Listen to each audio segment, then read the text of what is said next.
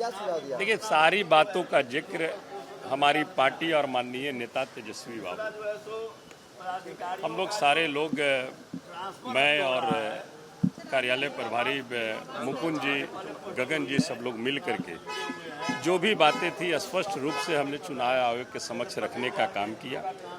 हमने ये भी रखा कि 3,66,000 जो वोट पुनः जो काटे गए हैं वो किन कारणों से काटे गए, उसकी सूची क्या है, वो सूची हम लोगों को उपलब्ध कराई जाए। संवेदनशील जो बूथे हैं, कितने विदेशी मतदाता मिले। आपने जब SIR लाया था तो यही कहा था कि हम किसी भी कीमत पर घुसपैठियों को यहाँ नागरिकता नहीं दे सकते हैं। तो अब आपको ये भी स्पष्ट करना चाहिए कि बिहार में SIR सब कुछ आपने ख़त्म कर दिया और ये वोटर लिस्ट आपने जारी किया, कितने आपको घुसपैठिए और कितने विदेशी आपको मिले, ये सारी बात को उनको बताना चाहिए।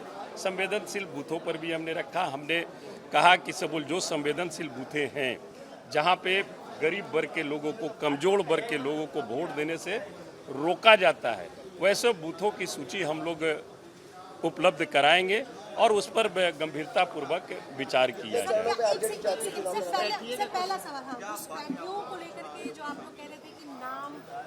ये हम लोग नहीं कह रहे थे मैडम, आप याद कीजिए कि चुनाव आयोग जब पहली प्रेस कॉन्फ्रेंस SIR के संबंध में की थी तो उन्होंने यही कहा था कि ये जो SIR हम लोग ला रहे हैं, SIR अगर हम ले आएंगे तो कोई भी घुसपैठिए जो हैं, विदेशी जो हैं, उनको किसी भी कीमत पर हम लोग वोट का अधिकार हम लोग नहीं देना चाहते, उनको रोकना चाहते हैं।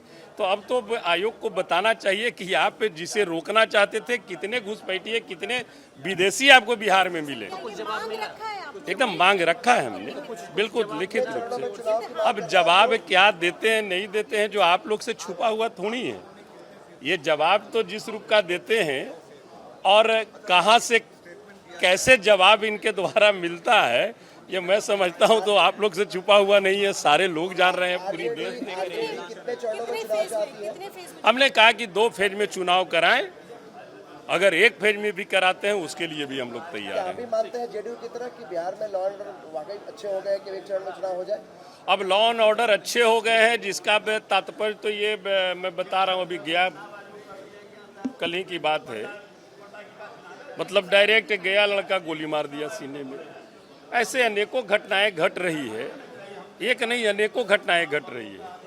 और निश्चित तौर पर यह मैं कह सकता हूं कि घटनाएं जब घट रही है उस पर इन लोग का कोई जवाब नहीं आता है, कोई स्पष्टीकरण इन लोग नहीं देते हैं कि हाँ हमारी सरकार है, मैं इसको सुधारने के लिए इस रूप में ले रहा हूं। जितने NDA गठबंधन के लोग हैं, अगर घटना दुर्घटना पर हमारे नेता सवाल खड़ा करते हैं तो उन लोग चल जाएंगे 15 साल 20 साल पीछे। ये उनका जवाब नहीं हुआ। आप सरकार हो, आपको का दायित्व है, हम विपक्ष में होने के नाते हमारे नेता आपको आईना दिखाने का काम करेंगे, जवाब देना आपको पड़ेगा।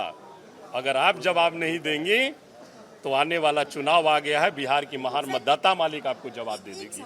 बीजेपी ने ये मांग रखा है कि बुर्का जो महिलाएं पहनकर आती हैं अक्सर फर्जी वोटिंग होती है। देखिए ये मैं पहले भी कहा, आप SIR जब हुई, नया वोटर लिस्ट आप जारी कर चुके हैं। अब कोई वोटर लिस्ट में ऐसा फोटो आपने देखा जो बुर्का पहने हुए फोटो हो? आपने देखा है कोई ऐसा लिस्ट? ये भारतीय जनता पार्टी का ये एक राजनीतिक एजेंडा है जो हर एक चुनाव में जाति धर्म के नाम पर, लिंग भेद के नाम पर वो राजनीति करना चाहती है। और उसी का ये समझिए कि एक तरह से उसी के संदर्भ में ये भारतीय जनता पार्टी का एक राजनीतिक ये प्रश्न है। और मैं समझता हूं कि इससे हमारे बिहार के महान मतदाता मालिक को कुछ फर्क पड़ने वाला नहीं है। इस बार महान मतदाता मालिक ने मन बना लिया है कि इस बार हम मौका देंगे तेजस्वी जी को।